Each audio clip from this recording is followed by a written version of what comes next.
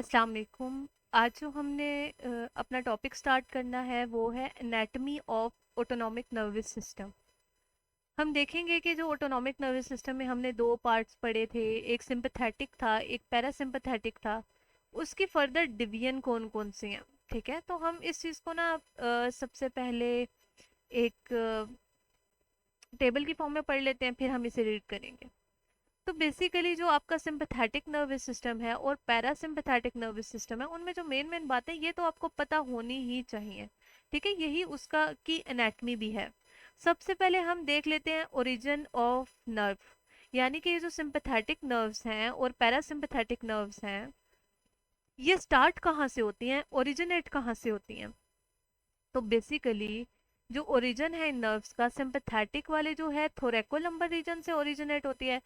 इसका मतलब ये है कि जो आपका स्पाइनल कॉर्ड का पोर्शन होता है, थोरेसिक वाला और लंबर वाला, उस उससे आपकी ये वाली जो नर्व्स हैं ये निकल रही होती हैं। जबकि आपकी जो पैरासिम्पैथेटिक डिविजन्स हैं, ये आपकी क्रैनियोसैक्रल रीजन से निकलती है, यानी कि कुछ पोर्शन जो है वो क्रैनियल नर्व्स है, यानी कि क्रैनियम से निकल रहा है। क्रैनियम क्या होती है? आपकी बेसिकली स्कल का पार्ट है। तो कुछ पोर्शन आपके क्रैनियम से निकलेगा और बाकी के जो नर्व्स हैं वो आपके सैक्रल रीजन से निकलती हैं। तो पैरासिम्पैथेटिक का ओरिजिन क्या है? क्रैनियोसैक्रल रीजन। सिंपैथेटिक का है थोरैकोलम्बर रीजन। अब जो अब देखें, अब नर्व है तो इसमें दो चीजें होंगी। ठीक है, एक आपकी फर्स्ट नर्व होगी, एक आपकी सेकंड नर्व होगी। दरमियान में होगा उनका मिड पॉइंट। ठीक है, तो जो आपकी पहली नर्व होती है, फर्स्ट नर्व होती है, उसे हम कहते हैं प्री गैंग्लियोनिक फाइबर। जो सेकंड नर्व होती है उसे बोलते हैं पोस्ट गैंग्लियोनिक फाइबर। तो अब ये जो हम कह रहे हैं गैंग्लियोनिक, प्री गैंग्लियोनिक और पोस्ट गैंग्लियोनिक, यानी कि गैंग्लिया से पहले और गैंग्लिया के बाद वाली नर्व, ये गैंग्लिया क्या है? गैंग्लिया बेसिकली बोलते हैं कलेक्शन ऑफ सेल बॉडीज को। बेसिकली ये जो कलेक्शन होती है ये डिफरेंट जगहों पे प्रेजेंट होती है, वो भी हम अभी देख लेंगे कि गैंग्लियास सिंपैथेटिक नर्वस सिस्टम के कहाँ प्रेजेंट होते हैं और पैरासिम्पैथेटिक के कहाँ। तो पहले हम ये देख लेते हैं कि जो प्री गैंग्लियोनिक फाइबर है, यानी कि फर्स्ट फाइबर है, वो सिंपैथेटिक की कैसी है और पैरासिम्पैथेटिक की कैसी है। तो जो सिंपैथेटिक नर्वस सिस्टम की प्री गैंग्लियोनिक फाइबर है वो होती है लॉन्ग, और जो पैरासिम्पैथेटिक की फाइबर होती है वो होती है शॉर्ट। इसी तरह जो पोस्ट गैंग्लियोनिक फाइबर है वो सिंपैथेटिक की शॉर्ट होती है, और जो पैरासिम्पैथेटिक है उसकी होती है लॉन्ग। अब जो पोजीशन ऑफ गैंग्लियाज हैं वो सिंपैथेटिक के केस में अवे होते हैं फ्रॉम दी ऑर्गन्स। ठीक है, अवे फ्रॉम दी ऑर्गन्स होते हैं। जबकि जो आपके पैरासिम्पैथेटिक हैं उनके जो गैंग्लियाज होते हैं वो नियर टू दी ऑर्गन्स होते हैं। अब ये इस चीज से फर्क क्या पड़ता है? इस चीज से बहुत ज्यादा फर्क पड़ता है कि जो आपकी पैरासिम्पैथेटिक एक्टिविटीज है ना, वो सेपरेटली सेपरेटली कंट्रोल हो रही हैं। जैसे देखें, पैरासिम्पैथेटिक की नर्व्स आपकी आइज में भी हैं, हार्ट में भी हैं, ये आपकी लंग्स में भी जा रही हैं, आपकी जीआईटी को भी कर रही हैं। ठीक है, मतलब बहुत सारे आपके सिस्टम्स हैं जिनको ये कंट्रोल करती हैं। अब अगर हम बात करें कि जिस तरह सिंपैथेटिक में होता है कि सिंपैथेटिक नर्वस सिस्टम भी इन सब चीज़ों, इन सब ऑर्गन्स को इनरवेट कर रहा होता है, मतलब इस सब को कंट्रोल कर रहा होता है। तो जब सिंपैथेटिक एक्टिविटी होती है ना, तो एक साथ ये सारे सिस्टम ना, इन सारे सिस्टम की प्रॉपर्टीज इंक्रीज हो जाती हैं। वो कैसे? जैसे कि अगर अभी यहाँ पर कोई आपको शॉकिंग न्यूज़ मिलती है, या आपको पता चलता है अर्थक्वेक है, या कहीं फायर अलार्म बज जाता है, तो आप एकदम से भागने शुरू हो जाते हैं। ठीक है, आपका ब्रेन एक्टिव हुआ, आपका हार्ट रेट इंक्रीज हुआ, यानी कि आपका हार्ट पे भी असर हुआ, आपका ब्रीदिंग रेट इंक्रीज हो जाएगा, आपकी क्या होगी, आपको फ्लशिंग शुरू हो सकती है, रेडनेस हो सकती है, आपकी जो प्यूपिल है उनमें डायलेशन शुरू हो जाएगी। ये सब एक साथ होता है। ठीक है, सिंपैथेटिक नर्वस सिस्टम जब भी एक्टिवेट होता है वो सारे सिस्टम को एक साथ एक्टिवेट कर देता है। ठीक है, और ये जो एक्टिवेशन है ना वो क्यों होती है? इसलिए होती है क्योंकि जो इनका प्री गैंग्लियोनिक फाइबर है वो होता है थोड़ा बड़ा, और इसके जो गैंग्लियाज होते हैं ना वो ऑर्गन से दूर होते हैं। ऑर्गन से दूर होने का मतलब ये है कि समझ लें एक गैंग्लिया है और उसी से डिफरेंट फाइबर्स निकल रही हैं, और उन सब फाइबर्स ने अलग अलग ऑर्गन्स को कवर किया हुआ है। तो एक ही ओरिजिन पॉइंट है, एक ओरिजिन पॉइंट है और उसने सब चीज़ों को कंट्रोल किया है, इसीलिए वो एक साथ एक्टिवेट और डीएक्टिवेट होते हैं। ठीक है, एक साथ वो सिस्टम एक्टिवेट होते हैं और डीएक्टिवेट होते हैं, जबकि पैरासिम्पथेटिक नर्वस सिस्टम में ऐसा नहीं है। इसमें ये होता है कि जो गैंग्लियाज होती हैं नियर टू ऑर्गन्स होती हैं, यानी कि आई की अलग, जीआईटी की अलग, हार्ट की अलग, ब्रीदिंग की अलग। इसीलिए जब पैरासिम्पथेटिक नर्वस सिस्टम एक्टिवेट होता है तो आपका हार्ट रेट डिफरेंट हो सकता है रिस्पायरेटरी रेट से। ठीक है, फिर आपका जो है जीआईटी ट्रैक बिल्कुल डिफरेंटली काम करे। आप उस तरह अगर सिंपल एग्जांपल लें तो आप हर वक्त जो है नॉर्मल कंडीशन में पैरासिम्पथेटिक नर्वस सिस्टम एक्टिवेट होता है, लेकिन आप हर वक्त रो तो नहीं रहे होते ना, क्योंकि पैरासिम्पथेटिक नर्वस सिस्टम में तो टीयर प्रोडक्शन भी आती है, सलाइवरी प्रोडक्शन भी आती है। तो ये आपके हर ऑर्गन को अलग से कंट्रोल करता है। ठीक है, और इस चीज की क्या बेसिस है, ये गैंग्लियास। ठीक है, तो सिंपैथेटिक में क्योंकि दूर होती हैं ऑर्गन्स गैंग्लियास, तो वो इसका मतलब मल्टीपल ऑर्गन्स को कंट्रोल कर रहा है। लेकिन जो पैरासिम्पैथेटिक है उसमें ऑर्गन्स के करीब करीब गैंग्लियाज होती हैं, सेपरेट सेपरेट अपनी अपनी गैंग्लियाज होती हैं, यानी कि अपना अपना फाइबर है तो अपना अपना कंट्रोल होगा।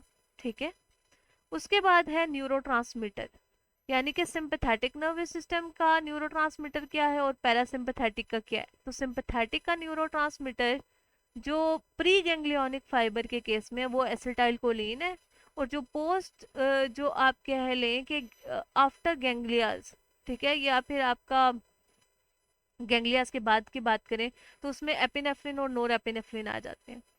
इसी तरह जो पैरासिम्पैथेटिक है उसमें सिर्फ एक ही न्यूरोट्रांसमीटर होता है, वो आपका होता है एसिटाइल कोलिन। ठीक है, तो ये इनके बेसिक है। इसके अलावा अभी हम इसके वो भी देखेंगे, आगे हम इनके रिसेप्टर्स वगैरह भी देखेंगे।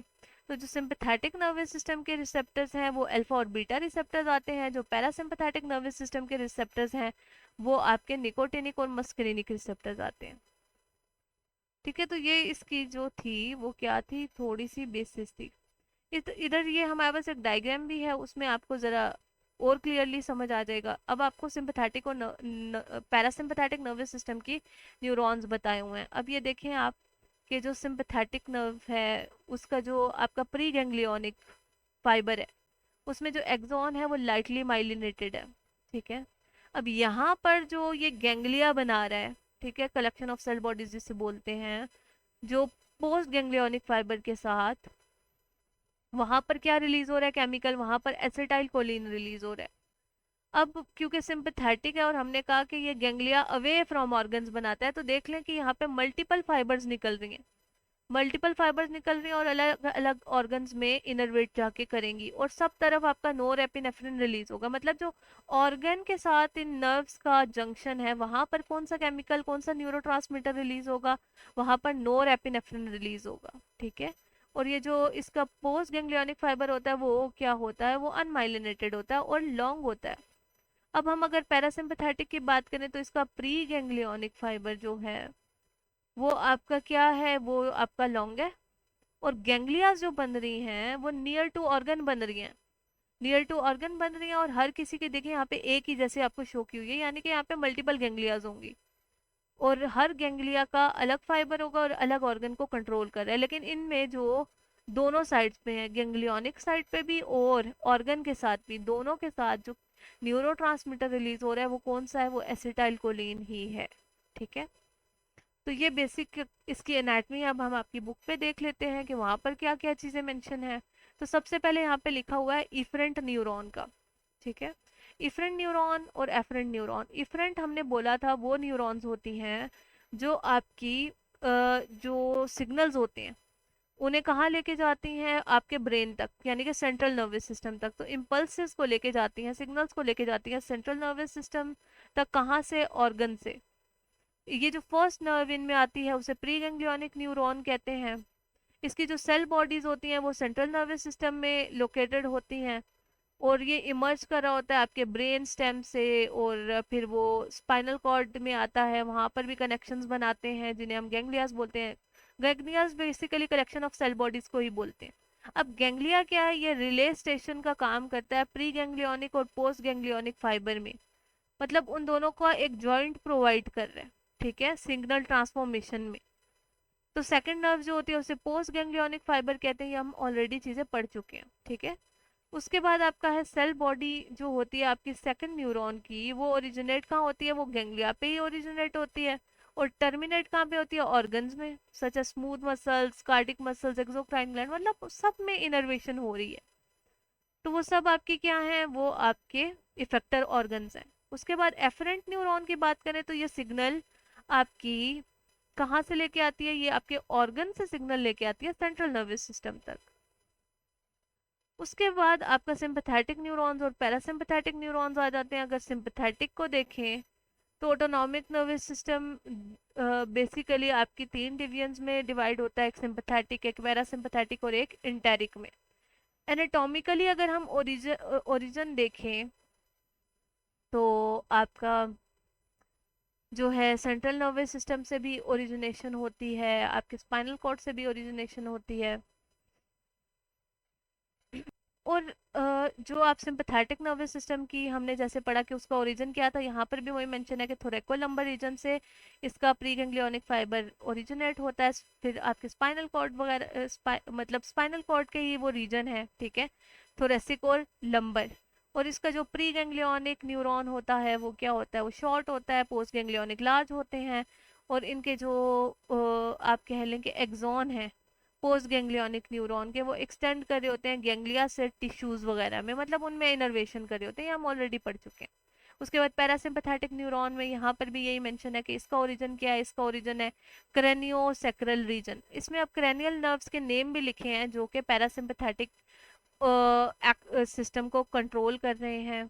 वो आपके 3, 7, 9 और 10 क्रेनियल नर्व है, ठीक है। जो हमने 12 पेयर्स पढ़े थे ना, उनमें से 3, 7, 9 और 10 वाली जो है वो आपके पैरासिम्पैथेटिक नर्वस सिस्टम में इन्वॉल्व है। उसके अलावा जो बाकी की न्यूरॉन्स हैं वो सैक्रल रीजन से ओरिजिनेट होती हैं, ये साइनेप्स ये भी बनाती हैं, ठीक है। और ये जो गैंग्लियाज बनाते हैं ये इफेक्टर ऑर्गन्स के करीब करीब बनाते हैं। और इनका जो प्री गैंग्लियोनिक फाइबर होता है वो लार्ज होता है, लॉन्ग होता है, जबकि पोस्ट गैंग्लियोनिक फाइबर इनका शॉर्ट होता है। और ये जो गैंग्लियाज बनाते हैं ये ऑर्गन्स के करीब बनाते हैं, ये हम पढ़ चुके हैं। उसके बाद आपका है enteric neurons, enteric nervous system. Enteric neuron आपका इंटेरिक नर्वस सिस्टम बना रही है जो कि थर्ड डिवीजन है ऑटोनॉमिक नर्वस सिस्टम की। और ये बेसिकली ना आपके जीआईटी को कंट्रोल कर रही है। जीआईटी, पैंक्रियाज, गॉल ब्लेडर, इनकी जितनी एक्टिविटीज हो रही हैं उन सबको आपका इंटेरिक नर्वस सिस्टम कंट्रोल करता है। और फिर इंटेरिक नर्वस सिस्टम से कुछ जो है सिग्नल्स जाते हैं ब्रेन में, और ओवरऑल तो आपको पता है कि ब्रेन ही कंट्रोल कर रहा है, लेकिन ब्रेन से इंडिपेंडेंटली भी जितना कंट्रोल होता है वो आपका इंटेरिक न्यूरॉन्स खुद से करती हैं, ठीक है। जैसे आपकी मोटिलिटी है, एक्सोक्राइन फंक्शंस हैं, एंडोक्राइन फंक्शंस हैं, माइक्रो सर्कुलेशन है, मतलब जीआईटी से रिलेटेड जितने फंक्शन है, जितनी उसकी एक्टिविटी है, वो कौन कंट्रोल कर रहा है, वो बेसिकली आपकी इंटेरिक न्यूरॉन्स कर रहे होते हैं जो कि आपके इंटेरिक नर्वस सिस्टम का पार्ट है। ये आप डायग्राम यहाँ पर देख सकते हैं, आपको पैरासिम्पथेटिक और सिंपथेटिक की नजर आ रही है। अब यहाँ पर देखिए जो गैंग्लियास हैं, अब ये गैंग्लियास किधर बन रहे हैं, ऑर्गन से दूर बन रहे हैं और मल्टीपल फाइबर्स में डिवाइड हो रहे हैं और मल्टीपल ऑर्गन्स को इनर्वेट कर रहे हैं। जबकि अगर आप पैरासिम्पथेटिक में देखें तो हर किसी की ना आपको अलग फाइबर नजर आ रही है, मोस्टली की आपको अलग फाइबर नजर आ रही है। अच्छा, उसके बाद जो है वो है आपका एक्शन ऑफ सिंपैथेटिक और parasympathetic nervous system on effector organs. अब हमने इसमें देखना ये है कि आपका जो सिंपैथेटिक और पैरासिम्पथेटिक नर्वस जो हम कह रहे हैं नर्वस सिस्टम है, ये आपके क्या इफेक्ट प्रोड्यूस करता है आपके ऑर्गन्स पे। और ये अगर आपने टेबल अच्छी तरह से कर लिया तो ये जो आगे हम चीज़ें पढ़ेंगे, जितने फंक्शंस पढ़ेंगे, वो इसी पे बेस करते हैं, इस एक टेबल पे।